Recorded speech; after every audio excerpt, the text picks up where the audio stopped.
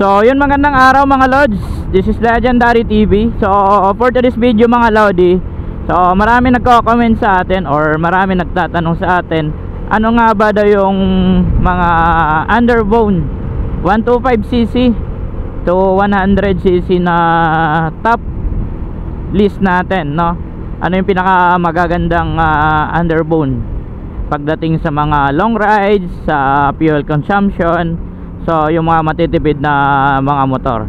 So magbigay tayo ng top 3 underbone, no, na 125 to 100cc. So dahil maraming nagtatanong sa atin, maraming nagre-request regarding dito. So ngayon magbibigay lang ako ng top 3, yung pinaka gusto ko lang, no, based lang sa ating experience at sa mga nakikita, sa mga nakakasama natin pagdating sa long rides. So ito mga idol, no, top 3, bahala kayo kung sino mauna sa tatlong ito, pero pasok sa taste natin yung underbone na to. So syempre unang-una tapuan natin yung Smash. So ito yung gamit ko ngayon dahil ito yung napili nating motor na gagamitin natin pang daily, pang long rides, kung saan sana rides, ito yung palagi nating dala. So bukod sa napakatipid mga Lodi, no, sa fuel consumption, grabe. So talagang masasabi mo na sana all talaga.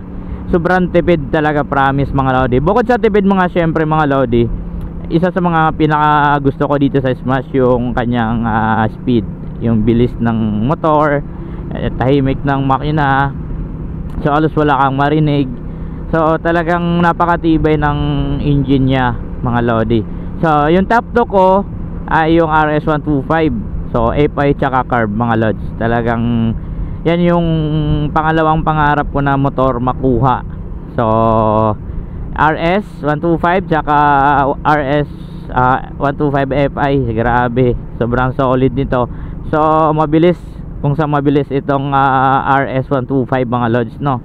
So nakasabayan na natin to, talagang halos hirap tayo maghabol dito sa RS125.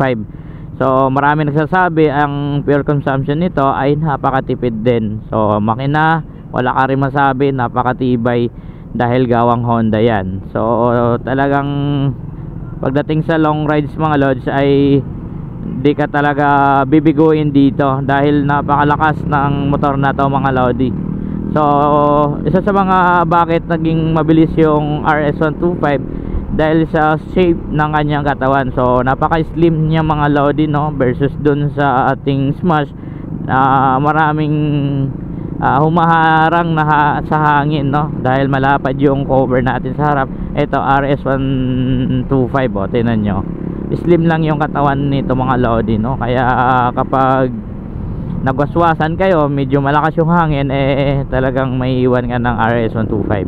So syempre yung lastly mga Lodi, yung pasok sa taste natin yung XRM125 na carb and FI. So ito naman ay nagustuhan ko yung dahil sa hindi mo ramdam yung lubak, no, hindi mo ramdam yung tagtag ng motor na to dahil napaka ganda na maglaro yung kanyang telescopic sa harap at likod. Talagang smooth lang kapag dumaan kayo sa mga lubak. So maganda rin to gamitin sa long rides, no, mabatuhan man yan, sa batuhan man yan, or patag, rough road, or sementado. Talagang wala ka rin masabi sa XRM mga Lodi, no. So sa top speed at fuel consumption mga Lods, napakatipid din nito. So ayun, pili lang po kayo sa tatlong underbone na napili natin or pasok sa taste natin mga Lodi. Yan po, kung nag-aalangan kayo mamili, so sa tatlo na lang po kayo magpili ng magandang underbone ngayon. So pasensya yun sa iba, wala pa akong idea sa Yamaha, no, wala pa akong idea sa mga Vega Force. So sabi kasi nila ay mahirap daw hanapan ng mga pyesa sa Yamaha, no, dahil halos magkaiba sila ng pyesa. So itong Smash, XRM at saka RS, 125 ay halos same ano lang sila na mga piyesa, no? Yung mga pang outer na piyesa halos same lang din po sila, kaya hindi masyadong mahirap maghanap ng piyesa sa mga to.